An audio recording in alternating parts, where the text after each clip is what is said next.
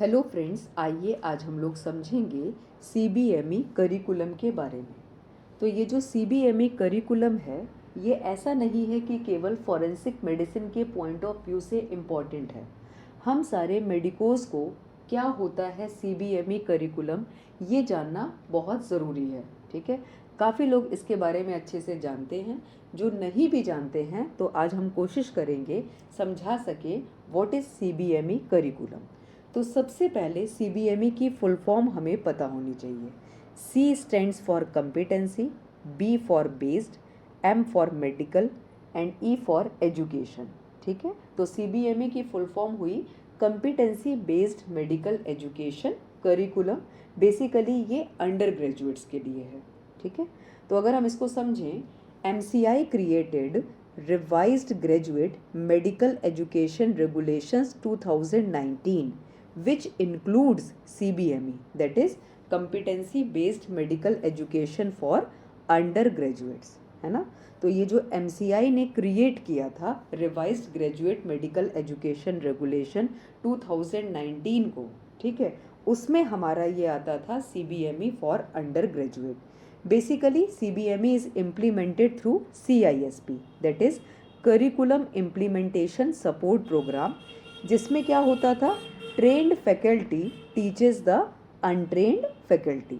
तो ये हमारा थोड़ा सा ओवरव्यू हुआ क्या होता है सीबीएमई। तो अगर हम फोकस ऑफ सीआईएसपी के बारे में बात करें, means curriculum implementation support program, तो इसके फोकस को अगर हम समझें तो ये इंक्लूड करता है foundation course of 1 month duration. तो बेसिकली ये क्या है, एक ओरिएंटेशन प्रोग्राम है ना। तो ये हमारा हुआ क्या, फाउंडेशन कोर्स। दूसरा फोकस क्या है, early clinical exposure, that is basic clinical skills, communication, case based learning and professionalism. तो ये हमारा पार्ट हुआ अर्ली क्लिनिकल एक्सपोजर का। Third is alignment and integration, that is horizontal and vertical, skill development and learning, and last focus of CISP is elective, basically a brief course of 2 month duration, 1 month for paraclinical and 1 month for clinical subject during UG period where the student can choose from the available options।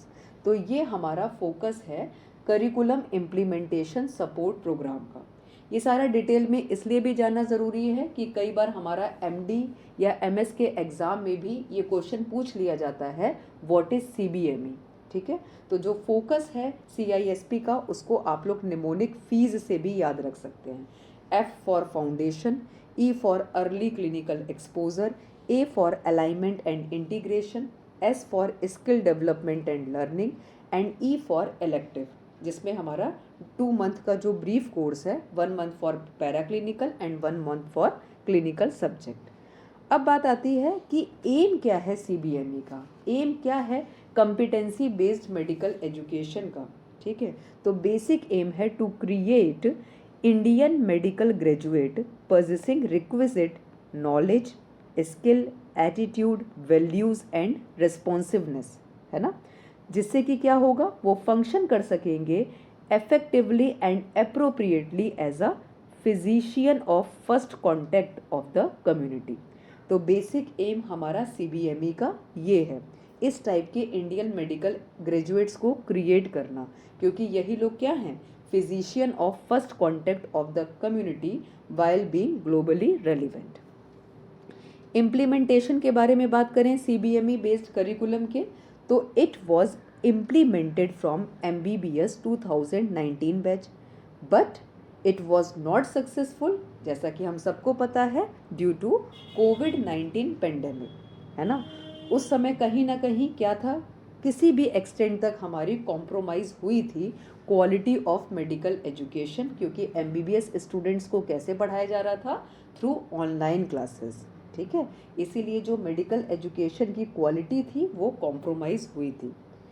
Time distribution के बारे में बात करें MBBS programme के, तो FMT means forensic medicine and toxicology was for the first time put in both, that is second year MBBS as well as third year MBBS part 1 for 19-20-21 MBBS batch.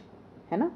However NMC means national medical commission, UG मैब means undergraduate medical education board released new curriculum for 22-23 batch of MBBS dated 7 December 22। ठीक है, तो पहली बार ऐसा हुआ कि हमारा second year में भी है और थर्ड ईयर पार्ट 1 में भी FMT सब्जेक्ट आया। अब इसके बारे में अगर हम बात करें, जो टाइम डिस्ट्रीब्यूशन है MBBS प्रोग्राम का, तो फाउंडेशन कोर्स है 1 मंथ का। एंड फाउंडेशन कोर्स में क्या क्या चीज़ें आती हैं? Family adoption program, yoga and meditation, local language skill and AETCOM modules. ठीक है, AETCOMs means attitude, ethics and communication modules. तो ये सारी चीज़ें हमारी किस में आ गई? फाउंडेशन कोर्स, जो कि कितने ड्यूरेशन के लिए होता है? For period of 1 month. अब जो फर्स्ट ईयर है MBBS का, उसका अगर हम टाइम डिस्ट्रीब्यूशन देखें तो इट इज़ फॉर 13 मंथ। उसी तरीके से जो सेकेंड ईयर है वो भी कितने के लिए है? For 13 month. ठीक है, तो जो टीचिंग आवर्स एलोटेड हुए हैं हमारे फॉरेंसिक सब्जेक्ट को, वो कितना के लिए है? For the 48 hours. ठीक, तो जो सेकेंड ईयर है MBBS वो 13 मंथ ड्यूरेशन का है, और फॉरेंसिक मेडिसिन एंड टॉक्सिकोलॉजी के लिए जो टीचिंग आवर्स अलॉटेड हुए हैं वो हैं for 48 hours. Third year MBBS जो है वो डिवाइड है 2 पार्ट्स में, पार्ट 1 एंड पार्ट 2। तो हमारा जो पार्ट 1 है वो है 10.5 मंथ का, और जो पार्ट 2 है वो है 17.5 मंथ के लिए।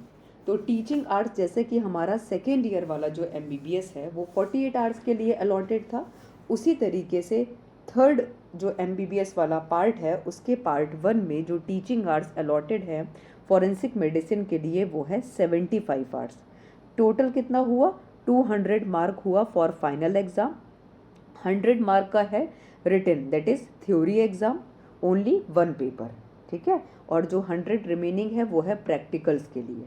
ठीक, तो 200 मार्क्स का हमारा टोटल हो गया exam, 100 written theory and 100 for practical, that is viva and all. ठीक, इलेक्टिव पोस्टिंग ब्लॉक 1 ये इंक्लूड करता है फॉरेंसिक मेडिसिन को for a period of 15 days. ठीक है, तो ये थोड़ा सा हमारा क्या हो गया?